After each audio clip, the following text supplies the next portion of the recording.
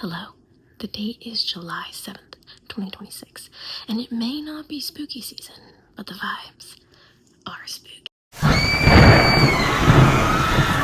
Hello everyone and happy Summerween. It's July and as you can see, maybe it's raining out today and it's cool for the first time in weeks. So it feels like Summerween is here and I'm craving some spooky content. And I don't know about you guys, but this year I have been like really into the idea of Summerween, specifically reading for Summerween. And on that note, I have a big stack of books today to talk about.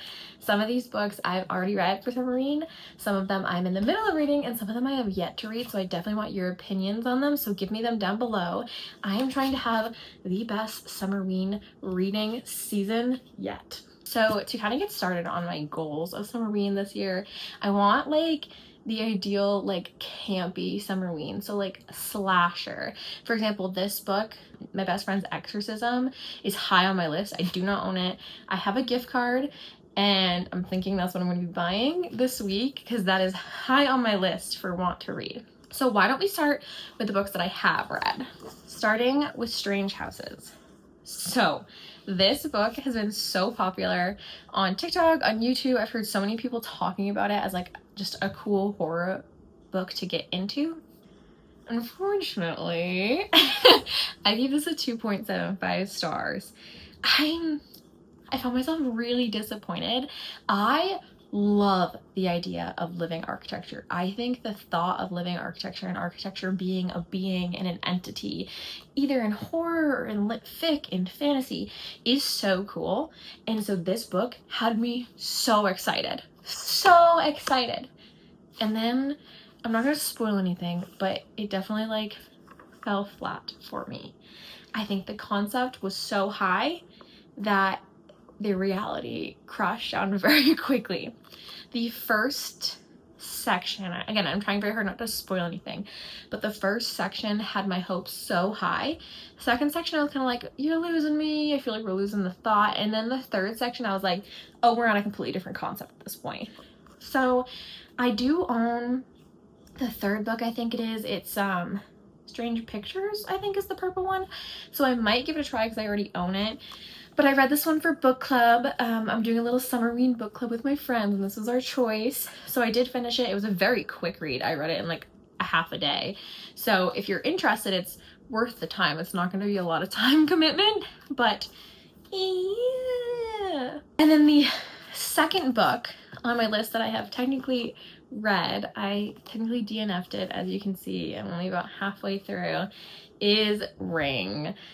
A classic horror movie, and I was very excited to read the book because we were going to read the book and then we were going to watch the movie. This is another book club pick for Summerween. But oh my god, I know you're not supposed to like some of the characters in this book, but it's to the point where it's like, oh my god. It's not even like a literary device at that point. It's a, I can't read this book because these are such horrible human beings. And I just, I was reading this with my husband. We were reading it back and forth with each other. And we just never had interest in picking it up because it was so heinously horrible. If you read it, you know what I'm talking about. And there's one character where it's like, okay, you're supposed to hate him. He's a bad person. But then the main character is like his best friend. And I think you're kind of supposed to be like forgiving of the main character a little bit. At least as of now, that's kind of how I feel. But the main character is like horrible to his wife, horrible to his daughter, a bad worker, friends with this horrible human being, that it just got to the point where I was like, I can't justify this. I can justify this. And it had like 2 chapters of like suspense horror. I'm like, okay, we're getting into it. We're reaching the climax. But now it's literally just been like them researching for like 6 chapters. And I'm like, all right, I'm bored now. I will say my husband and I took this to Ireland, and the one chapter that had like a horror climax that was like actually a little bit scary, had me actually a little bit on edge, we read in a cabin in the middle of the woods. Bad decision. Anyways, this is a DNF. I might finish it this summer just because I'm halfway, but there's so many other things in the world I want to read that I don't want to waste my time on things that do not bring me joy.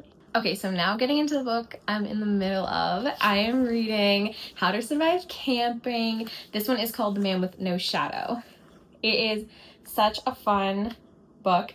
It has those edges that I think are very controversial, but I personally love. You can see them. The like frayed edges. I'm a lover. I'm a proponent of frayed edges. If I ever wrote a book, it would have frayed edges. Other people hate them. My sister-in-law, my husband wouldn't buy this book for book club because of that reason. So I've decided to read it on my own, and it's just like a fun, campy slasher horror movie type vibe. Actually, it's not a slasher. That's a lie. It's like a paranormal book, but it gives like slasher vibes. They're in a campsite. There's a bunch of weird things going on, and they think they know what it is, but they actually are completely wrong. And it's this singular entity that's causing all these horrific things to happen. And I say it's campy and like cozy horror. Like they literally describe it. A campy, cozy horror novel about a manager of a haunted campground just trying to get through the season. So it sounded very campy, cozy horror. It's pretty gruesome, but it's written in a way that's like not scary at all, if that kind of makes sense. The content matter is gruesome, but the way it's written is not gruesome. I am loving it. I am on page 76. I'm flying through it. I just started it this morning. I will say I am kind of a baby with horror and spookiness and everything, and even a book like this will give me nightmares. So this is my daytime book. But so far I'm loving it, and the reason I picked this one up is because I saw the second book in the series. Oh, I don't remember what it's called, but it's like a hot pink version of this book, and the cover, to be honest with you, just like really attracted me. And so I was like, well, I have to read the first one so I can read the second one. Anyways, I will let you know what I think of it. And if you're also reading that this summer, because it feels like a good summer read, let me know, because I would love to know your thoughts as we go through it. Okay, now come the two books I have not read yet.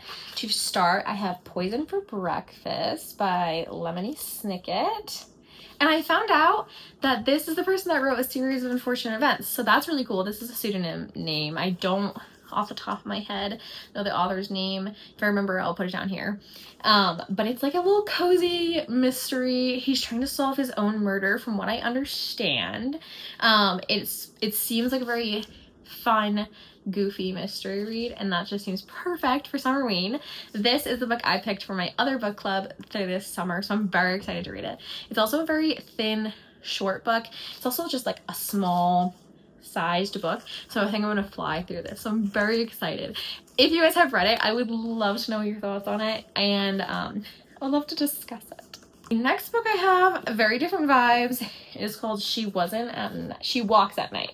It is a Japanese lit or Japanese horror book. It seems very interesting. It takes place in a village, I believe, of like a family village. It has to do with samurai. I don't quite know. Here, let me read the synopsis for you. Fear looms over the luxurious Furigami estate. The beautiful young Yachiyo Furigami, plagued by episodes of sleepwalking, receives a series of cryptic letters culminating in an ominous warning: walk not at night. Then a body is discovered, decapitated with centuries-old samurai sword.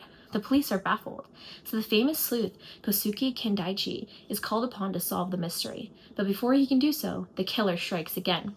Can Kendaichi get to the truth before the Furigami family is destroyed by its own secrets? Ooh, so it sounds like a very like whodunit mystery type beat. It sounds a little bit more spooky than what I'm used to, so it'll be interesting, but this definitely was a cool one to pick up. I picked it up at a local indie store. I just honestly, the cover was really cool to me, and I'm a big fan of Japanese lit, so we'll see how this goes. And then the final book I really want to read, I already mentioned at the beginning, is my best friend's Exorcism. Oh my god, this book just looks like it encapsulates everything about Summerween. It looks campy, it looks 80s, 90s, it looks like it takes part in a theme park, like the ideal Summerween read. So I will definitely be ordering this, but I first have to get through this stack of books. So as soon as I'm done with these three, I will move on to that one, and I'm so excited. if you have made it this far, let me know what you're reading for Summerween, or if you're not reading anything for Summerween, just what your current read is. I can't wait to talk to you about books. Bye, everyone.